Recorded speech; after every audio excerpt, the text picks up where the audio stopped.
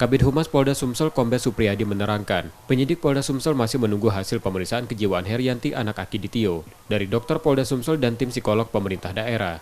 Menurut Kabid Humas Polda Sumsel, dibutuhkan 5 hari untuk mereka melakukan penilaian dan hasil pemeriksaan kejiwaan.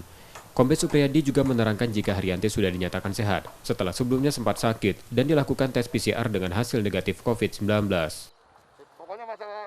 Yang pertama perlu kita sampaikan, jadi kemarin sudah dilakukan pemeriksaan baik itu dari psikologi yang Polda, kemudian dari kejiwaan yang ada di Pemda.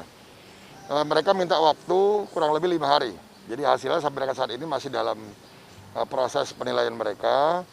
Nanti setelah ada hasilnya baru akan kita sampaikan.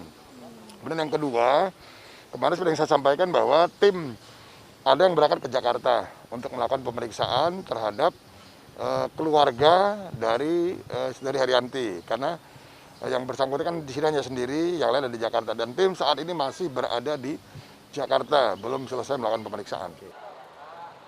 Tim penyidik Polda Sumsel juga masih berada di Jakarta untuk memeriksa 5 saudara Herianti, yang sampai hari ini baru 1 yang diperiksa. Pemeriksaan untuk menggali motif Herianti dan sumber dana 2 triliun tersebut.